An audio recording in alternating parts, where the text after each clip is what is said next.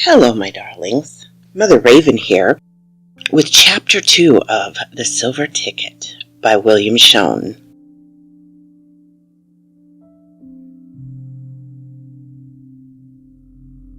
I stood there in shock at the sight of the basement. Shelves upon shelves of comic books were all along the basement wall.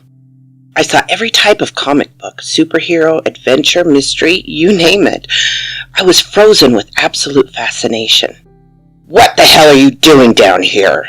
the angry voice of my aunt yelled. My heart sank into my stomach. I turned around to see my red-faced Aunt Vicky gripping a belt in her right hand. "I don't know why I'm down here," I told her. "I can't believe who you are," she wailed. "You would dare come down here with the devil's manuscripts meant to distract mankind from God's word?" This woman was clearly delusional. However, that's when I saw it. A half-drunk bottle of Jack Daniel's whiskey in her left hand. This was bad. Alcohol mixed with her psychosis was extremely dangerous. "I'm sorry," I told her nervously. "I'm just going upstairs to my room now, Aunt Vicky." She smacked the floor with a belt to keep me from walking past her. I took a few steps back, but out of nowhere I was smacked across the face with Aunt Vicky's belt. I held my face as the stinging sensation ran its course. I was then struck in my neck, followed by another crack across my face. That was when I charged for the basement door. Aunt Vicky tried to grab me, but I pushed her out of my way. I ran up the stairs and across the kitchen, then down the hall to my bedroom. I slammed the door and locked it. That's when I saw my phone lying on the bed. I was confused. Should I call the police? Should I call my dad? I didn't know what to do. If I called the cops, they would send her away to a mental asylum. And I know how much Dad had done for her over the past few years. He would kill me when he found out that it was my fault she got sent away. If I called him, maybe he could calm her down or do something to get this to stop.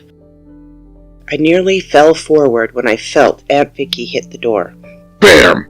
Bam! She was throwing herself at the door in an attempt to break it down. I ran to the bed and grabbed my phone and called my dad. His phone rang on the other end numerous times, but he didn't answer. I tried again, but no luck. Bam! Bam! I shuddered each time she hit the door. I didn't know whether she still had the belt or if she had grabbed a knife from the kitchen. I decided that a punishment or a scolding from my dad wasn't worth my life. So I began to dial 911. As I was about to hit the green button to call the cops, the banging at the door stopped. I don't know why, but everything was quiet. But I didn't hear her walk away from the door. I didn't know if she'd walked away or if she was waiting for me to leave the room. I decided to just stay in the room until tomorrow. If she starts to bang on the door again, I would just call the police. The next morning I woke to the sound of Aunt Vicky knocking on my bedroom door. I was a little bit spooked from the night before. I feared that her drunken psychotic episode had carried on into the morning. She proceeded to knock on my door, growing more and more irritated the longer it took for me to open up. "Sam, open up this door right now," she demanded. "Don't make me have to call your father." I reluctantly got out of bed and walked over to the door and slowly opened it. Aunt Vicky was standing in the doorway, fully dressed and ready to go somewhere. It was early in the morning. I saw from the windows that the sun was just starting to rise. "Where are you going to?" I asked. "I'm off to the grocery store," she said. "Didn't you just go to the store the other day?" "No," she bluntly answered, giving me a weird look. "Do you want anything while I'm gone?" "No, thanks. I'm good," I told her. She turned and began to walk down the hallway. As I was closing my door, I saw her take her cell phone out of her pocket. I assumed to call a taxi. I shut the door and walked over to my bed and grabbed my phone. I was disappointed to see that it was at 5%. "Shit," I hissed out of frustration. I went to my contacts and called my dad's number. I hoped to God that he would answer his phone. After 4 rings, I decided to hang up. But right when I was about to hang up, I heard him answer. "Hello," he said. "Hey, Dad," I replied, relieved that he answered. "You're up early," he commented. "Aunt Vicky had another episode last night," I told him. "What?" "I broke one of her rules and I went into the basement.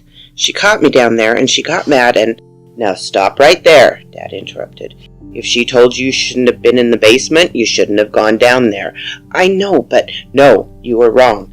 She hit me with a belt," I practically shouted, annoyed that he kept interrupting me. "She hit you with a belt?" he said, confused. I told him the rest of what happened yesterday, and he grew concerned.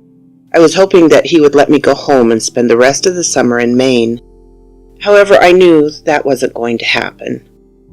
Something terrible would have to happen for him to let me go home, and I knew good and well he wouldn't call off his honeymoon that he was paying top dollar for. "I'll talk to her for you, Sam," he said, sounding upset. "She knows how I feel about corporal punishment.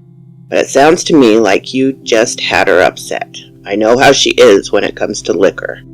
She's been a heavy drinker since I was a kid. From here on out, please do your best not to upset her, and I'll talk to her about what happened. From here on out, you do your part, and I'll make sure she does hers." "All right, thanks," I said gratefully. "I have to go. They're serving breakfast in the hotel lobby." With that, Dad hung up, without even saying goodbye. After that, I wondered exactly what I could do here in Louisville. St. Matthew's didn't seem like much, judging from the taxi ride. This neighborhood seemed like the type that would consist of old people and young couples with babies. I did see a mall, though. It looked like it was in walking distance from the house. Maybe there was more to this town. I decided to go online and find things to do in Louisville. My dad gave me $1,000 for me to spend in Louisville this summer, so I decided to make the best of what I had, starting with a break from my crazy great Aunt Vicky. So quotes this raven